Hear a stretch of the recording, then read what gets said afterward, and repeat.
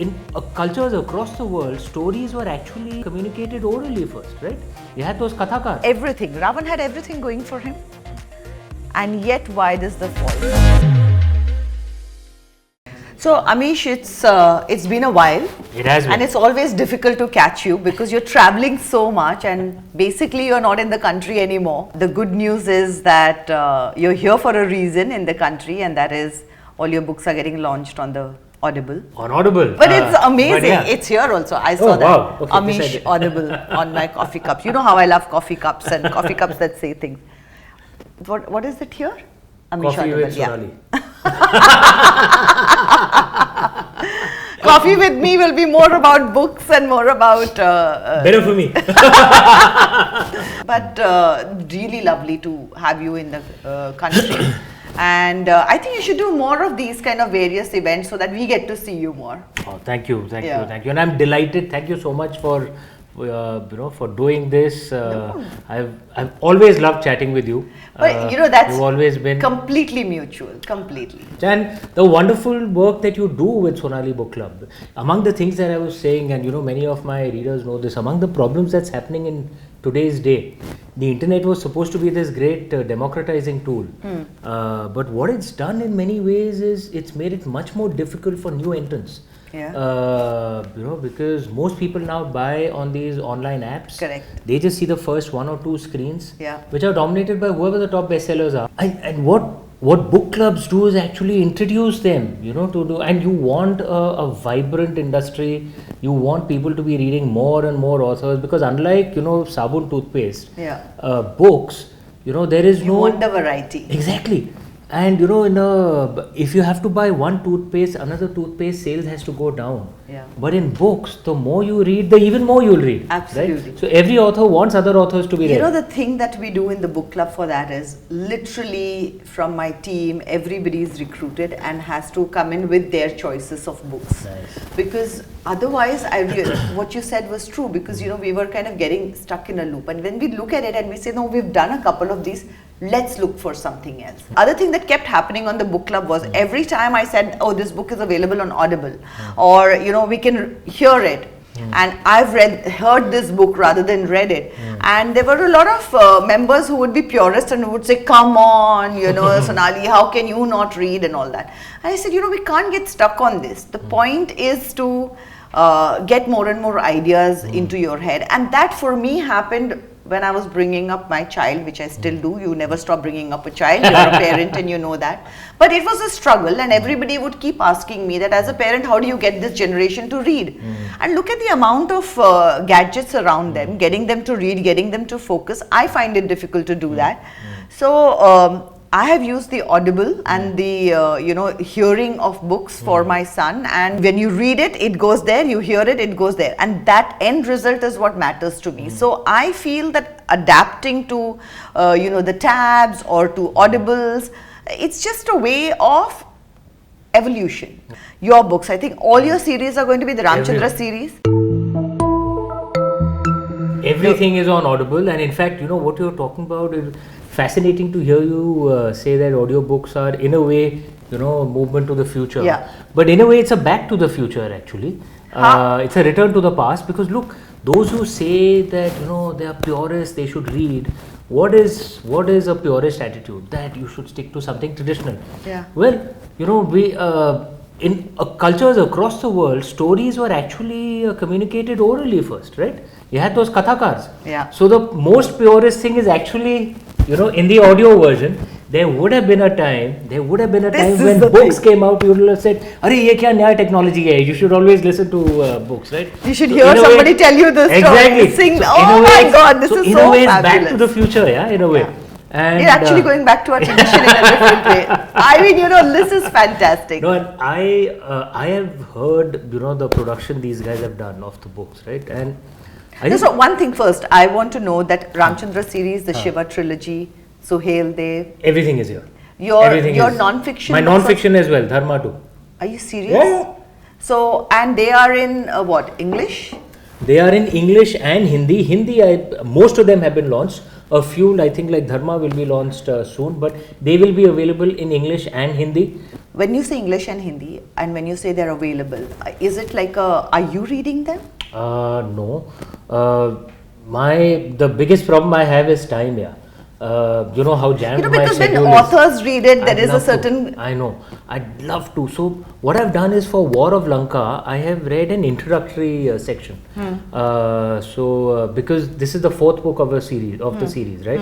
And it was in a multilinear narrative, Right. as you know. So Ram Saina Vishwaku was from the birth to, for those of you, You know, who may not I know, want to get to that also. Like Okay. once you, the multilinear way of storytelling is something that I want to. So don't just kind of brush it away. I want to talk about it with Okay, you. so we'll come back to that. So then Yes. the first three books, since it was a little complicated, so I won't go into explaining Yeah, to we the will go into it in the viewers what the multilinear narrative Yeah. is. But essentially, because people to read or listen to the fourth book, they need to understand or be reminded of the first three books. So I actually read that introductory section. Okay. That telling them what the first three Kind books of are summing about. it up. Yeah, so that you're prepared for the fourth book. So I read that section. And then do then you they have had- characters talking about it, or is somebody reading the book out? No, so it's not an audio drama. You know, where you'd have different characters. जैसे वो radio में होता था ना. Yeah. So वैसा नहीं है. like So for it's one me, person I reading. enjoy it when one person is reading it, there's one because it's person like reading. you know at sleeping, when you're at sleeping time, you know, you had somebody read a story to you. Like I would read to my son. It's one person reading it. Sometimes I get when you want to read something, I find that the audio drama sometimes distract me because of the different inflection. Distract me a bit. So this is interesting to know that it's going to be read by somebody rather than like acted out. You know? So that is a good thing. So this is like in a way a traditional kathakar. Super. Right? So it's one person essentially reading, but they have music, sound effects, etc. I think they've done a damn good job. Right? Yeah. You know, some of I'm the really looking forward to this now. And I've got really good feedback even on War of Lanka. People who've heard it. The narrator really brought out the emotions, etc. Well. So it's going to be available. It is available in English. I want to actually hear it in Hindi now because you know I've read the books in English, and I think it would be so interesting to because you're telling the stories of this soil, and to hear those stories in the language that comes. Yes, exactly. Yeah. I think that will be so interesting to be able to do that. I'm also interested in knowing how have they translated it to Hindi. Yeah. How did you do that? That they have a proper translator for this, and among the Did things, you like the translation? I thought it was decent. Did you approve It was of good. everything? I did approve. So they did sample chapters for me, and then I approved the sample, and then it kind of worked onwards from there. And among the briefs that I told them is that because my books, they speak of complicated concepts, complicated philosophies, stuff drawn from the Vedas, from the Upanishads. So among the things I've always had is keep the language simple, right? More colloquial. Exactly. Keep it more everyday, so that you make it easy for people to understand. So I wanted that approach for the Hindi translation as well. Okay. So it is colloquial. It's not difficult Hindi. But you know, like the multilinear thing that you were talking about. I want to know, first of all, you write multilinear and that, but also, are you saying that when they read it, are there accents to it? Because you know, see, English is English and you can read it in English, but where Hindi, it's not just about the accents. That's not the right way, I would say, to do it. But Hindi, you know, even the kind of Hindi changes. So what you would have in say when you're talking about you know, where the Nagas are coming from, and when you're talking about the Himalayas and the Tibet, where you're talking, you know, is the dialect also different? How is it read? That will reflect in the translation. But in the accent itself, because it's one narrator, he sticks to, you know, his style. So I'm sorry, I drew the wrong word. But we will do it in the audio drama. So Amish, I want to go to the multilinear way of writing, and I know I have talked about this multilinear thing before also. Whenever we talk about your books, I've asked you this question. I want to get to that, but before that, because this is Audible, you know, when you read, because this is not an audio drama, it's one person reading it. When you write or read it in English, it's English language. But now your English books are going to be translated in Hindi, and that's the audio that we will hear. Now, you know, English is English, it can have different accents, but where Hindi is concerned, it's not just the accents. Every region, the words change a bit, you know, and not just the accent, but actually the way things are called out. Like in pure language, you would say Yamuna, but Correct. somewhere else they would say Colloquially, Chamuna. So, you know, Year so is becomes that year, got yeah. in the writing of the Audible? How have you managed that? Because, you know, your books come from different regions. Say from Malua, there is a northeastern side, which is the Naga side, and, you know, there is the Tibetan side. So how does that reflect in the Hindi language also? No, good question. It is reflected in the conversations. So how the book is structured is you have the narration where the descriptions are taking place, and then there are conversations between people. Right. So if you notice in the Shiva trilogy, Lord Shiva, since he's come from a rustic background, speaks in a certain way. Right. Whereas you know, Lady Sati speaks in a certain way. She's a princess. Right. Right. So that will reflect in the Hindi translation. You know, I think as well. this kind of division will come out more clearly in Hindi, I think. And it'll come out much more in the way the audio version works, because when you hear it, you're adding a new dimension, right? Right, exactly. Because what we authors have, we have just words, and we have to build up the entire atmosphere for you with those words. Yeah. So we have only the eyes to work Right, with, your eyes to work absolutely. with. But these guys, what they do is, because the words are still there, right? Yeah. But they're adding in the element of audio to it as well. So the way you pronounce a word, the tone, The it inflection, I would it say. adds emotions to it, right? Absolutely, yeah. And that's where the skill of the narrator comes in. You've got damn good narrators who actually build that in.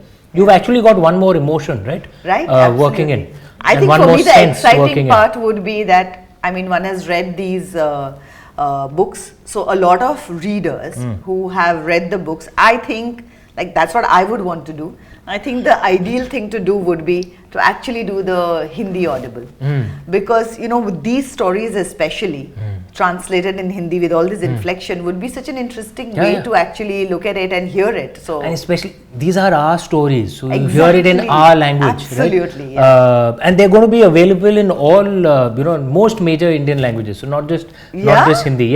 But right now it's Hindi and English. But so for me, I would love to hear it in Hindi. You know, it's like revisiting the books that you love and, you know, hearing it from a new perspective.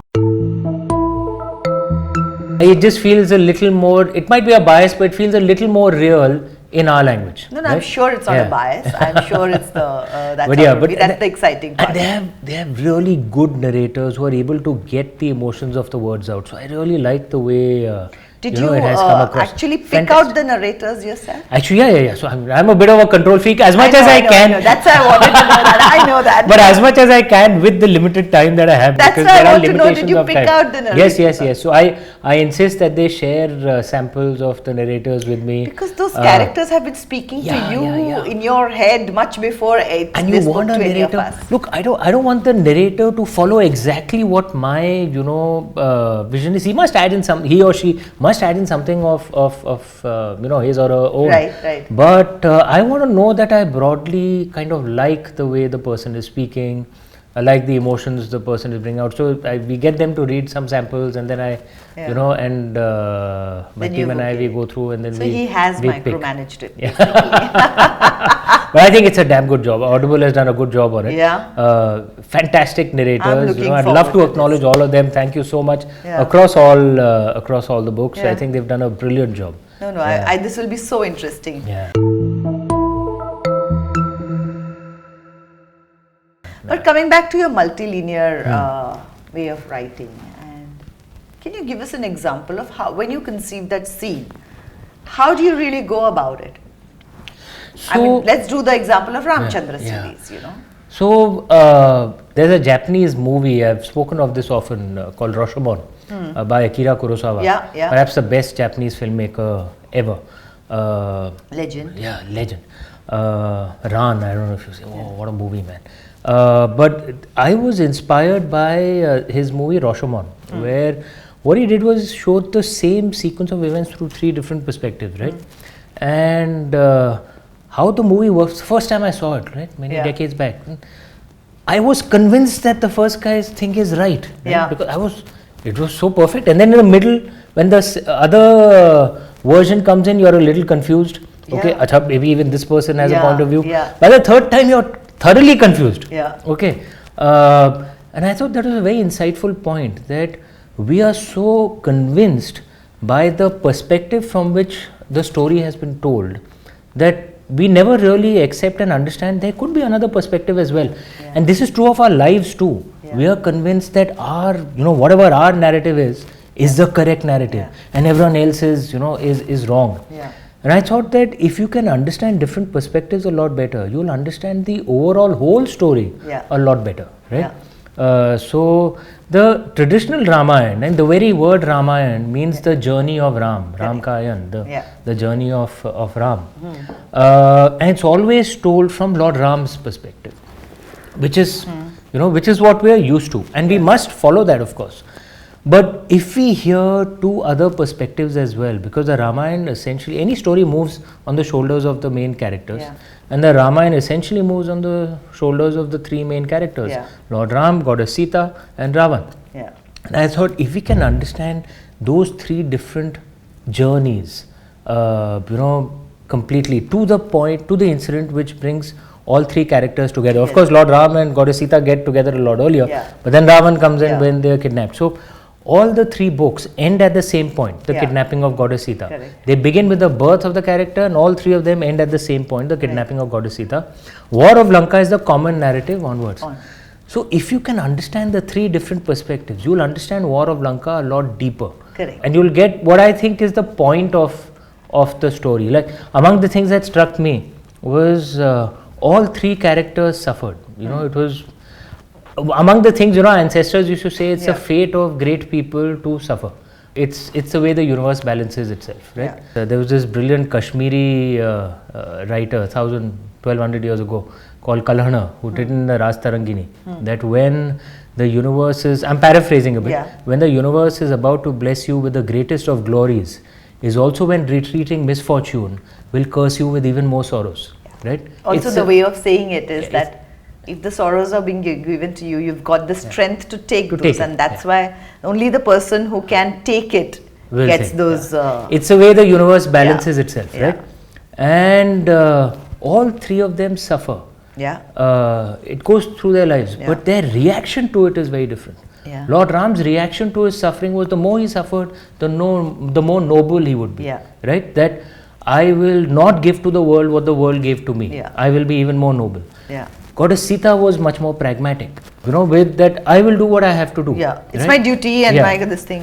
And Ravan was just full of anger that what the world gave to me, I will return multifold. it 100 times back. I will burn the entire world because I have suffered grief, right? And what does that mean for their journeys in life, and what can we learn from them? These are some of the insights you get when you understand the three characters deeply. That's why I thought this would be a cool way. Digressing a bit from Audible, but the takeaway is that rich, extremely intelligent Brahmin also, so like higher caste, everything. Ravan had everything going for him. And yet, why does the fall come? So the thing is, I think, and that's the beauty of a story like Ramayana, where what does it tell you is that it's the nobleness. It's not about how much of wealth you have, how much of intellect you have. It's the purity of your heart. And that's where Lord Ram went through. And life is not about what happens to you. Life is about how you react to what happens to you. Oh my God, so beautiful. And that is in your hands. So in a way, your life is in your hands, right? And in the hands of Ravan, in a way, it's one of the things I actually spoke in the book, that his talents were in effect a curse on him. Because if he didn't have such high talents, he wouldn't have caused so much damage to himself. Yes, you do write that in the book. And to others around him.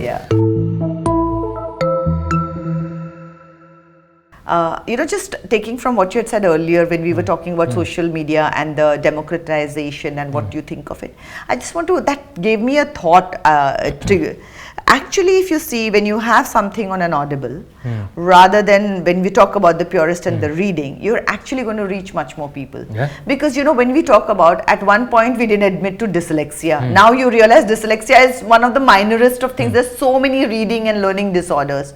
So, and which are not like disorders in the sense, it's just different ways of learning. Yeah. You pointed out that our upbringing and our civilization has moved forward on oral traditions. So in that sense, if you go to see that, so many people who wouldn't read, because the moment there is a book, then you're limiting it to those many people who read or like reading. But there are so many other interesting minds who might not read, but very happy to hear. They'll be happy to hear, and you can reach so many more because and the problem of time as well. This is a busy world, man. Yeah. Today's day, the thing with reading often, like for someone like, I love reading. I read 5-6 books per month. You know that. But the problem of my schedule over the last few years has been so intense that my reading was actually coming down, and I couldn't find the time to read. So I would normally read in the evening, which is where audiobooks have come to my rescue, right? So, one second. So I want to know scenario. You and Audible or your audiobooks, and what are the various places that you would hear your book? So I actually listen now. While jogging or walking, I live close to Hyde Park in London. So I'm actually usually listening to a book. Earlier, I would listen to music. Come on, when you're working out and when you're jogging, I have an hour and a half, right? But just let's think of what are the other scenarios where you can, right? Or if I'm fortunately, it's a government job, so there's a government car and a government driver. When you're traveling, when I'm traveling, so all that extra time where I couldn't read, I didn't have the time to read, or if I'm walking, you can't read and jog, right? So many other places. What are the other places that you can't read and do? What are the other things that you can? When I'm eating food, among the things my mother, you can read when you are eating. I'm obsessed with doing that, but among the things that was told to me repeatedly, don't read while constantly eating. Even I was told the same thing, but but you can listen while eating. See, ideally the reason why you're not supposed to read, focus on your food. Focus on food. So if you're listening, you're not focusing on food. So